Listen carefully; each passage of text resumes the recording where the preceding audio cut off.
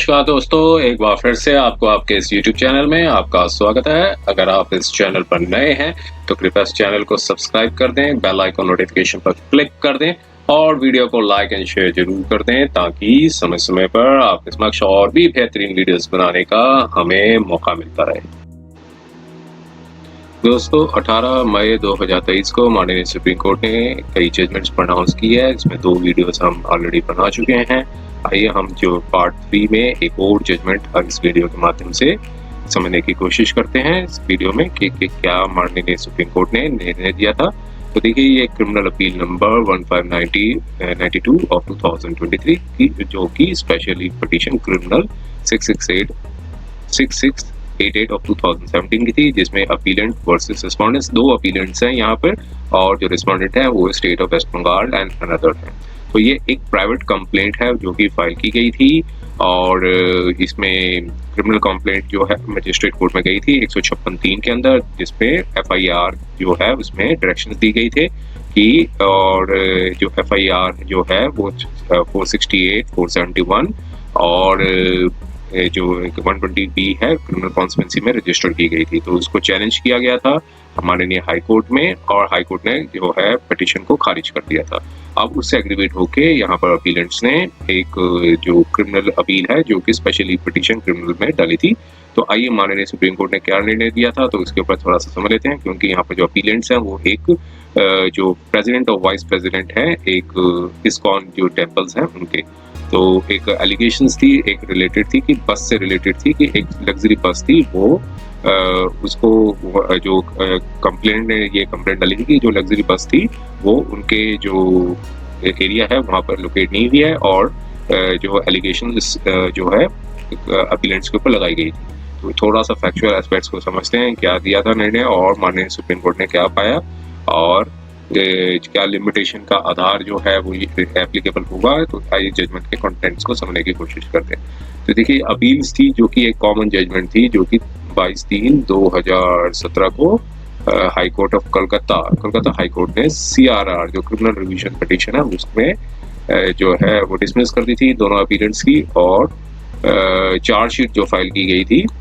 In respect of FIR जो कि registered हुई थी पुलिस स्टेशन जो जगह है वहाँ पर पहली जो जगह है उसमें एक रजिस्टर्ड हुई थी 468, 471, 406, 120B ऑफ क्रिमिनल कॉन्स्पिरेसी। और यहाँ पर बताया गया कि अपीलेंट्स नंबर 1 है वो एक प्रेसिडेंट है इस्कॉन के और बेंगलुरु के में 1984 से, और अपीलेंट नंबर 2 जो है जो कि एक्यूज नंबर 2 है वो एक वाइस प्रेसिडेंट है, दोनों बेंगलोर में 1985 से। तो बोर्ड दोनों क्लेम करते हैं कि वो एक ग्लोबल स्पिरिचुअल लीडर्स हैं ह्यूमैनिटेरियंस के, और जो अपीलेंट्स हैं वो एक international society of Krishna consciousness Bengaluru जो है एक रजिस्टर्ड सोसाइटी है अंडर 1978 से Karnataka society registration act 1960। Respondent जो कंप्लेनेंट है उन्होंने 30 सितंबर 2006 को एक लेटर दिया था in the form of complaint officer police station जो कोलकाता में जो पुलिस स्टेशन है वहां पर एक कंप्लेंट दी थी कि by the general manager of ISKCON Kolkata कि जिसमें अलेस्ट किया गया था कि जो इस्कॉन का मुंबई की एक रजिस्टर्ड सोसाइटी है 1931 में under society registration act 1870, Bombay public trust 1950 और इनका जो रजिस्टर्ड ऑफिस जो है जुहू मुंबई में है। तो इस सोसाइटी की कई ब्रांचेस हैं, ऑफिसेज हैं ऑल ओवर इंडिया, और एक जो है वो कोलकाता में भी है। और गवर्निंग काउंसिल ऑफ सोसाइटी जो है जिसे कहा गया ब्यूरो जो कि एक हाईएस्ट एडमिनिस्ट्रेटिव बॉडी है, और ये जो ब्यूरो है एक इन्होंने जो एक इंटरेस्टमेंट की थी जो कि प्रेसिडेंट थे कोलकाता ब्रांच के, और with the management of the assets and property जो कि सिचुएटेड है कोलकाता ब्रांच में, जिसमें एक 42 सीट डीलक्स बस है मॉडल नंबर सो जो पैसेंजर बस थी जिसका रजिस्ट्रेशन बस सो इंजन नंबर सो वो जो बस पार्क की जाती थी कोलकाता ब्रांच में। और जब न्यू मैनेजमेंट ने कोलकाता ब्रांच में की जो मैनेजमेंट टू टेक ओवर किया गया तो फिर जो ब्रांच जो थी वो जो बस थी वो उस ब्रांच में नहीं पाई गई, और एक जो मैनेजर थे उन्होंने एक लेटर 2001 में लिखा कि रीजनल ट्रांसपोर्ट ऑफिस को कलकत्ता में कि कोई duplicate registration certificate, tax card etcetera उस बस का इशू ना करें। और एक जो लेटर 30 सितंबर 2006 में एक रिपोर्ट थी वो पुलिस स्टेशन को दी गई 22 मई 2002 को, और जब तब उनको पाया कि ये बस जो है वो इलीगल कस्टडी है, जो जिन व्यक्ति के पास है वो एक बेंगलुरु कलकत्ता कर्नाटका के हैं, और ये एलिस्ट कहा गया कि जो दूसरे व्यक्ति हैं जो उन्होंने क्रिमिनल कॉन्स्पिरेसी की थी तो वे और व्यक्तियों के साथ, और उन्होंने एक थेफ्ट किया है और क्रिमिनल ब्रीच ऑफ ट्रस्ट किया है इन दिस साइड बैकअप, जो कि बेंगलुरु ले आ गया।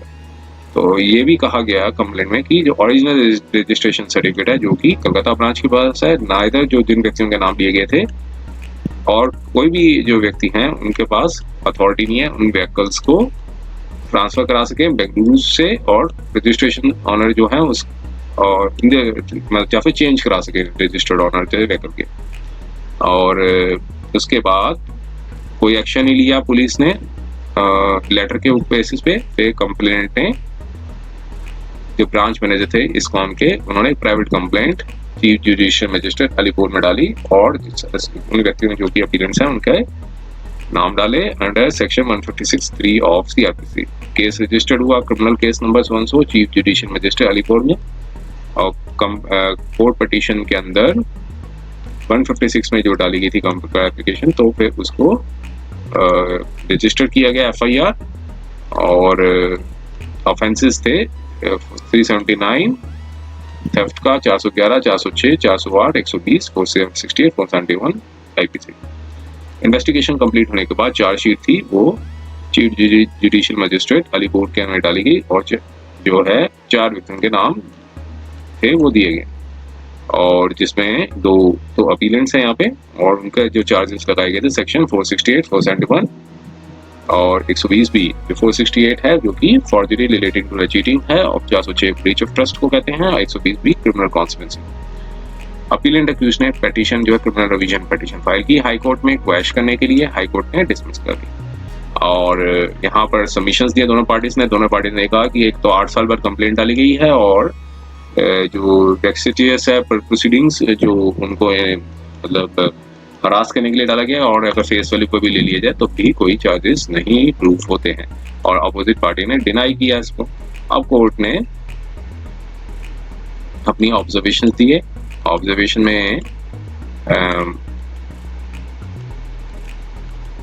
कंटेंट्स को देखा फिर, और बताया कि जो कंप्लेंट थी वो जो बताया गया कि जो इंसिडेंट है जो बस का था वो चोरी का वो 2001 का था, और कंप्लेंट 2009 में डाली गई। सब्सटेंशियल कंप्लेंट थी वो चीफ जुडिशियल मजिस्ट्रेट अलीपुर में डाली गई। तो ये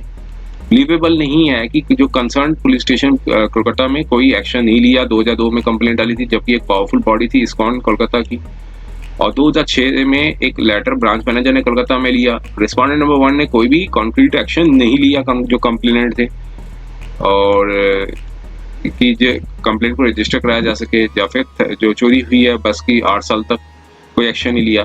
तो कोर्ट ने यहाँ पाया कि इनऑर्डिनेट डिले जो थी 8 साल की, जो कि एक सफिशिएंट ग्राउंड बनता है क्वैश करने के लिए प्रोसीडिंग्स को।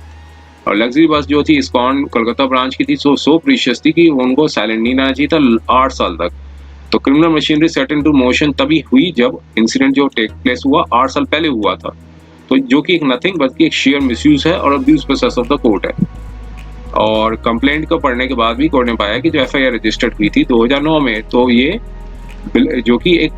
कंप्लेंट जो है वो एक बाल्ड एलिगेशंस हैं,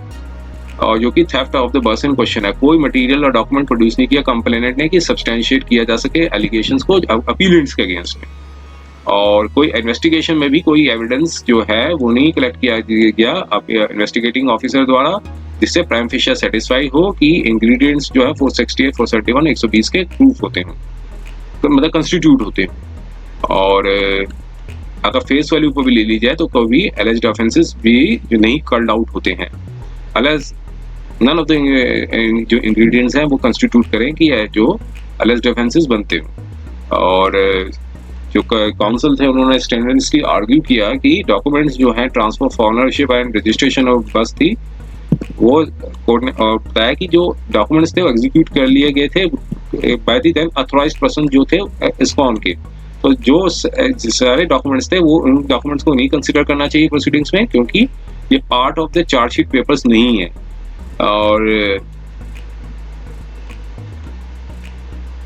और इन्वेस्टिगेटिंग ऑफिसर ने भी बॉदर नहीं किया कलेक्ट की कॉजिनेंट और सब्सटेंशिएट एविडेंसेस जो थे अगेंस्ट द अपीलेंट कि उनको प्रोसिक्यूट किया जा सके अलेज्ड ऑफेंसेस पे।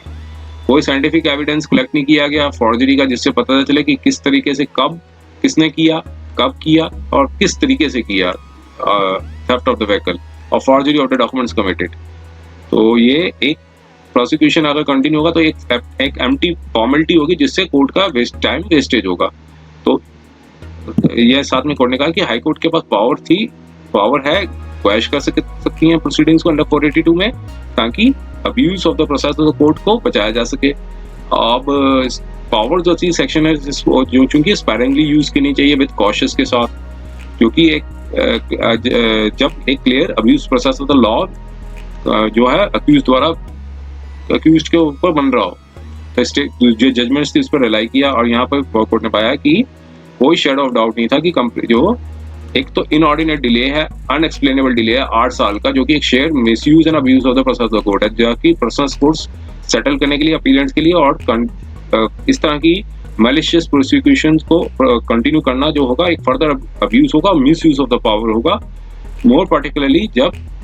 कोई भी एलिगेशन जो है कंप्लेंट की और चार्जशीट में कोई भी डिस्क्लोज नहीं करता कि प्राइम फेशियल केस अपीलेंट के अगेंस्ट में बनता हो। तो जबकि ये जो एलिगेशंस लगाई हैं वो इतनी एब्सर्ड और इम्प्रॉबेबल है कि कोई भी प्रोविडेंट पर्सन कंक्लूजन पे नहीं पहुंच पाएगा और एक sufficient ground for proceeding against the appellate against. तो यहाँ पर आगे बढ़ने से पहले कोर्ट ने कहा कि ऑब्जर्वेशन जो दी थी इस कोर्ट ने कि misuse and abuse of the process जो द लॉ है बाय फाइलिंग फ्रिवलेस एप्लीकेशन जो है इसको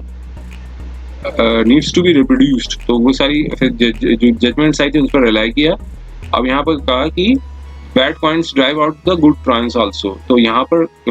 जो फ्रिवलेस केसेस जो है प्रोलिफरेट कर रहे हैं और रियल इंजीनियरिंग केसेस जो है वो उनका नंबर उनको बैक सीट पे रखा जा रहा है और कई सालों से नहीं सुना जा रहा है। तो जो इनिशिएट फ्रिवलेस रिस्पॉन्सिबल और सेंसलेस लिटिगेशंस करते हैं और जो अब्यूज प्रोसेस कोर्ट होते हैं must be settled with the, उनको रोका जाना चाहिए एग्जाम्पलरी कॉज पे, ताकि इस तरह से दूसरे लोगों को भी एक तरह की सीख मिले। तो यहाँ पर ये सारी चीजें सुनने के बाद अपील को अलाउ कर दिया और जो कॉस्ट थी वो रिस्पोंडेंट कंप्लेंट के ऊपर लगाई 1 लाख की, जो कि डायरेक्शन थी कि supreme court advocates on records association को डिपॉजिट करें वो कंप्लेंट। तो अभी ग्राउंड्स पे अपील को अलाउ कर दिया। तो ये थी जजमेंट जो कि 18/5/2023 को आई थी। उम्मीद है ये वीडियो आपको पसंद आया होगा। ये वीडियो आपको पसंद आया तो कृपया इस चैनल को सब्सक्राइब कर दें, बेल आइकन नोटिफिकेशन पर क्लिक कर दें और वीडियो को लाइक एंड शेयर जरूर करें, ताकि समय समय पर आपके समक्ष और भी बेहतरीन वीडियोस बनाने का हमें मौका मिलता रहे। समय देने के लिए बहुत बहुत धन्यवाद।